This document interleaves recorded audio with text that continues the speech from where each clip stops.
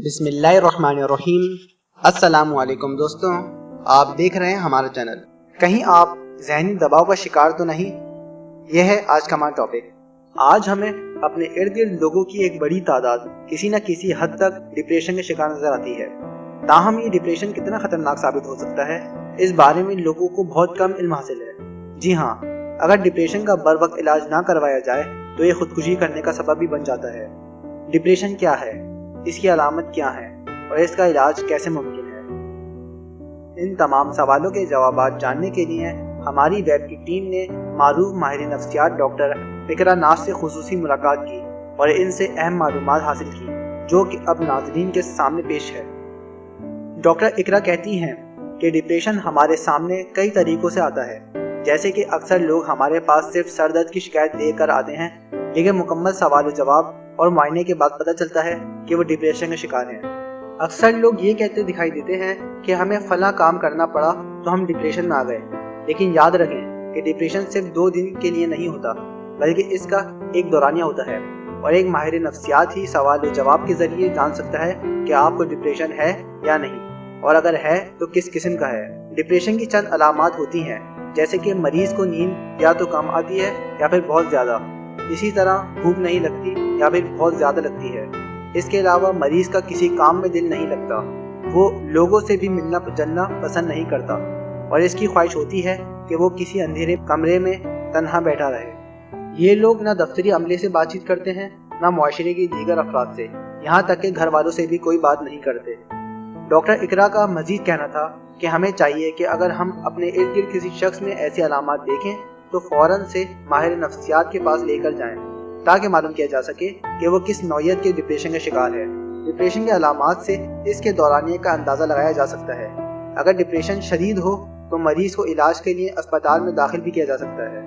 اگر ڈپریشن کے مریض کا بر وقت علاج نہ کیا جائے اور اس کا دورانیہ بڑھ جائے، مریض پہلے سے زیادہ اداس رہنے لگے اور پہلے سے 2 یا 3 گنا زائد وقت تنہائی میں گزارنے لگے، تو وہ خودکشی بھی کر سکتا ہے۔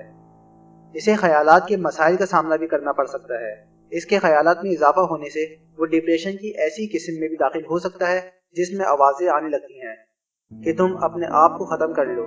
اس دوران میں ڈپریشن کے مریض کے خیالات اس حد تک مضبوط ہو چکے ہوتے ہیں کہ وہ اسے خودکشی کرنے پر مجبور کر دیتے ہیں۔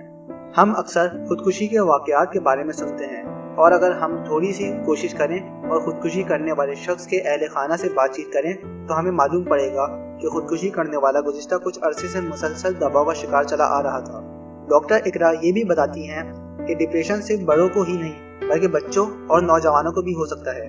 بس یہ دیکھنا ہوتا ہے کہ اگر وہ طالب علم ہیں تو ان میں یہ دباؤ مستقل ہے یا کہ عارضی، اور اگر بچوں میں بھی یہی علامات پائی جاتی ہیں تو انہیں بھی علاج کی ضرورت ہے، اور اگر ڈپریشن شدید ہوتا ہے تو انہیں اسپتال میں داخل بھی کروایا جا سکتا ہے، اور وہاں ان کا علاج دواؤں اور تھراپی کی مدد سے کیا جاتا ہے۔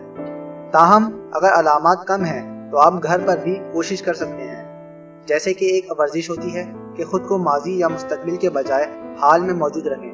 دراصل ہم انسان ہیں اور ہماری کچھ سوچیں ہوتی ہیں جو کہ زیادہ تر اپنے ماضی یا پھر اپنے مستقبل کے حوالے سے ہوتی ہیں، لیکن یہاں آپ خود کو حال میں ظاہر کریں گے۔